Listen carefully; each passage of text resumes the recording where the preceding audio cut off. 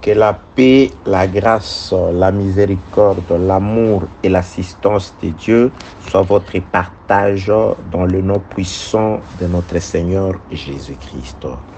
Très chers compatriotes, je bénis le Dieu Tout-Puissant, le Créateur des cieux et de la terre, pour son amour sur nous, cet amour qui consiste en ce qu'il ne nous a pas laissés ignorants. Bien-aimés dans le Seigneur, Dieu s'est révélé à nous. Ce qui a été caché depuis tous les âges, depuis les temps passés, ce qui a été un mystère, Jésus-Christ nous a plutôt jugé dignes de nous révéler. C'est pourquoi je bénis toujours Dieu pour cet amour. Je bénirai toujours Dieu pour cette grâce qu'il nous a faite de le connaître.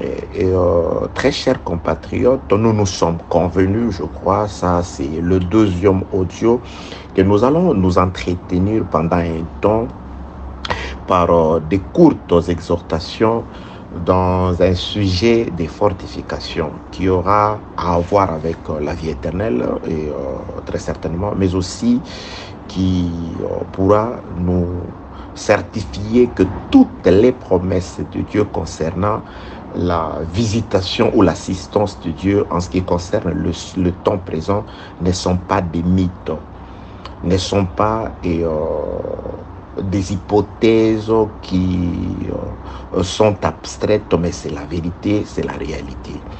De même que ce Dieu a assisté ce peuple qu'il avait fait sortir de l'Égypte, dont la destination était la terre promise, mais en cours de route, c'est Dieu qui les avait obligés à partir de leur maison, de leurs occupations égyptiennes, pour le suivre, pour suivre Dieu à travers la colonne de feu au désert. Ces dieux ne les avait pas laissés, il les avait nourris, il les avait désaltérés quand ils avaient soif. En tout cas, il les avait aussi protégés et lorsque les dangers survenaient. Il est le même, disent les Écritures, hier, aujourd'hui et éternellement. Si hier il a été ainsi avec ces gens qu'il avait sortis, il les avait pris sous sa charge, sachez et reconnaissez que Dieu prend en charge et tous ceux qui lui appartiennent, tous ceux qui ont entendu le son de la trompette, la voix du Seigneur et qui ont accepté de sortir du monde de l'Égypte pour suivre Jésus-Christ et dans ces lieux de repos qu'il a choisis et préparés pour nous. Prenons sans plus tarder le Saintes Écritures. Je suis dans le livre de Josué, chapitre 17. Josué, chapitre 17, je commence la lecture au 14e verset où il est écrit. Le fils de Joseph parlait à Josué et dirent: pourquoi nous as-tu donné en partage un seul lot et une seule part, tandis que nous formons un peuple nombreux et que l'Éternel nous a bénis jusqu'à présent? Bien-aimés dans le Seigneur, certes, Dieu m'a mis à cœur et à l'esprit de pouvoir nous exhorter sur des choses en tout cas merveilleuses. Et nous allons tourner tout autour de ce passage de Josué chapitre 17. Il y a beaucoup de choses qui découleront en tout cas de ces passages. Le vœu de mon cœur, ma prière est que Dieu m'aide à vous faire comprendre ce qu'il m'a fait comprendre, voire au-delà. Très chers compatriotes, ici, il s'agit d'un peuple à qui Dieu avait fait une promesse et Dieu l'a accompli. Il s'agit en général du peuple d'Israël. Ce peuple, comme je venais tantôt de dire, ils étaient esclaves en Égypte. Dieu a entendu leur voix et aussi par rapport à la promesse qu'il avait faite à leur papa Abraham, à leur père Abraham, que sa postérité séjournerait dans un pays où ils seraient des étrangers, et là ils y seraient asservis pendant un temps, et lui-même descendrait pour délivrer ce peuple. Le temps était arrivé pour Dieu d'accomplir cette promesse faite à Abraham, c'est-à-dire de descendre pour délivrer son peuple qui avait été asservi à un peuple, à un autre peuple. Et Dieu, quand il est descendu, il a fait la promesse à ce peuple: je vous retire de ces pays où vous êtes esclaves, c'est-à-dire l'Égypte, je vous conduirai dans un pays où coule le lait et le miel, la terre promise. Il parlait de la terre de Canaan. Donc ici, dans le contexte de Josué chapitre 17, le peuple a vécu l'accomplissement de la promesse de Dieu. Donc la première des choses est que Dieu avait promis et Dieu a accompli. Donc, le peuple qui se présente, la descendance ou les descendants de Joseph se sont présentés devant Josué ou dans la terre promise. Ça veut tout simplement dire qu'ils étaient déjà en pleine possession de ce que Dieu leur avait promis. Dieu avait promis la terre promise. Ils se sont retrouvés dans la terre promise. En pleine terre promise, mais là, ils s'approchent de Josué pour présenter une demande. Quelle était la demande? Effectivement, Dieu avait promis que nous habiterons une terre de Canaan. Nous sommes sur la terre de Canaan. Et aussi, Dieu nous a donné quelque chose. Je reprends la lecture, bien-aimé dans le Seigneur, très cher compatriote. Verset 14 de Josué chapitre 17. Les fils de Joseph parlèrent à Josué et dirent: pourquoi nous as-tu donné en héritage un seul lot, une seule part, tandis que nous formons un peuple nombreux et que l'Éternel nous a bénis jusqu'à présent? Mon exhortation aujourd'hui parlera plus de la reconnaissance. Lorsque ce peuple s'est présenté devant Josué, moi j'ai entendu d'abord un signe ou les sons des paroles des descendants de Joseph qui expriment la reconnaissance. Ils reconnaissent certes que nous avons reçu quelque chose de la part de Dieu. Effectivement, Josué, tu nous as donné quelque chose. Tu nous as donné une part. Nous avons droit. Nous sommes les descendants de Joseph. La terre promise nous a été promise et nous y voilà. Mais ce que tu nous as donné, quoique c'est petit, mais tu nous as d'abord donné une part.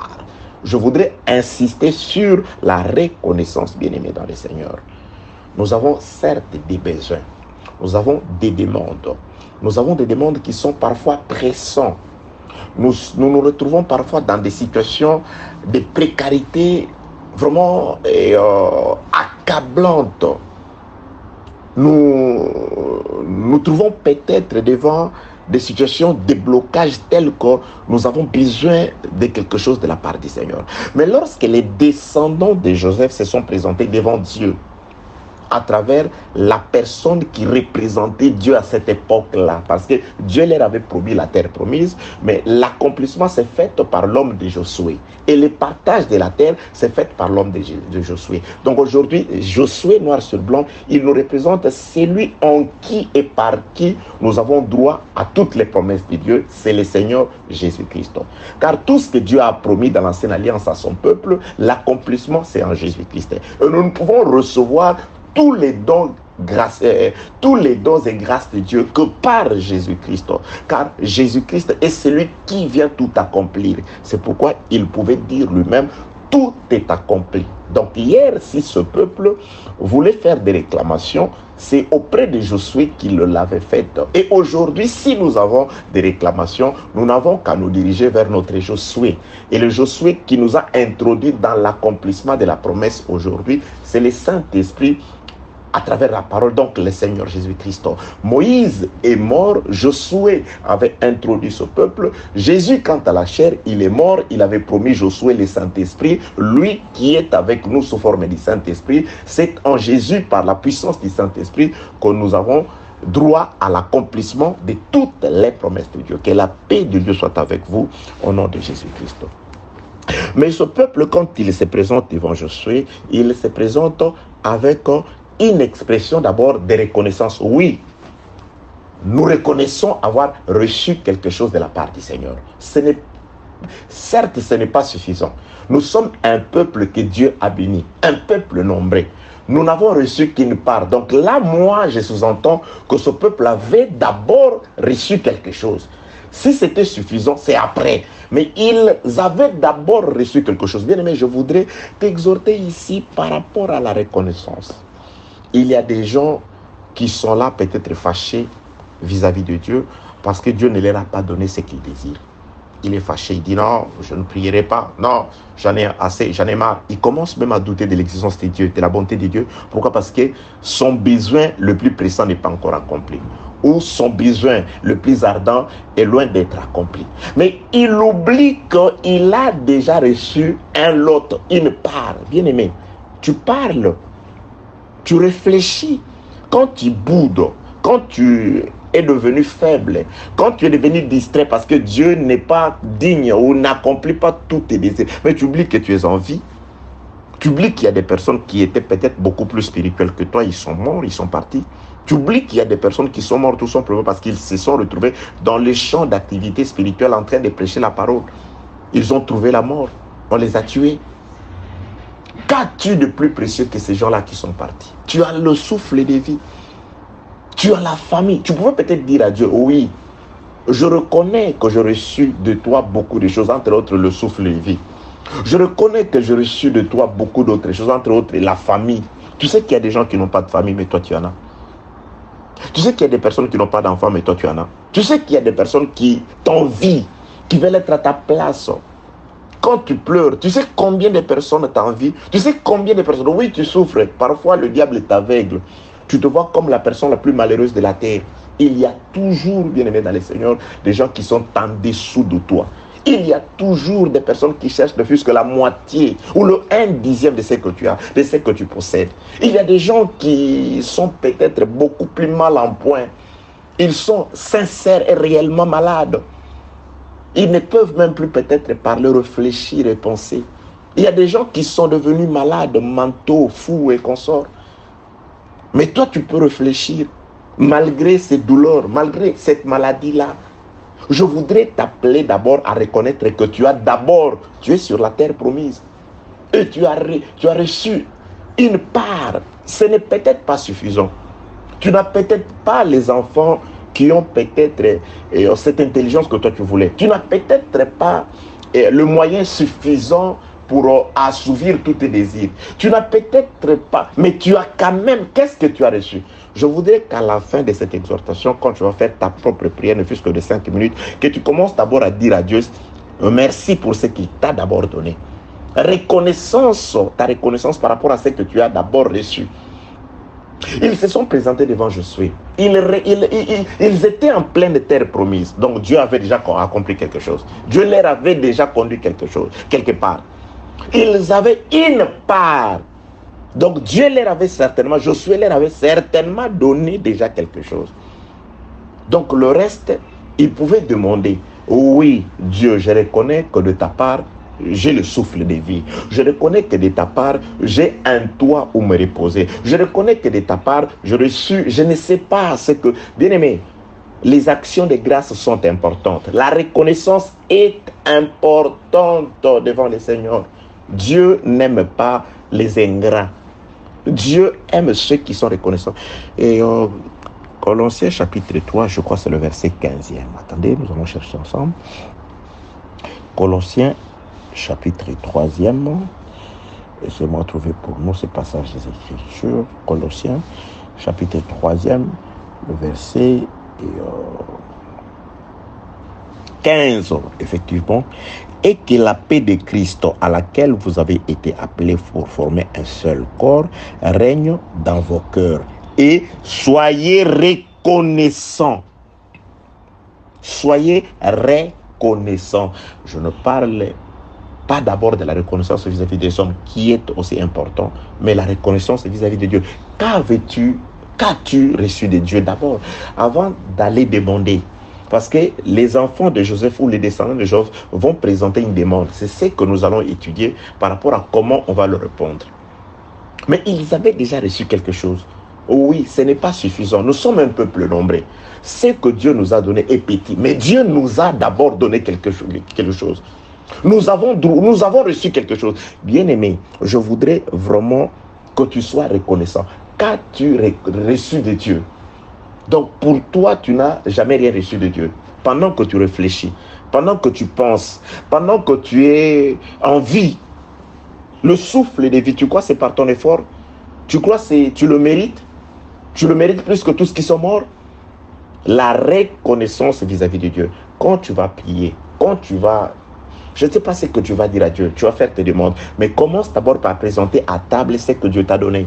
Oui, Dieu, je reconnais que j'ai un travail, mais peut-être pas le travail que je souhaitais, mais j'ai d'abord un travail.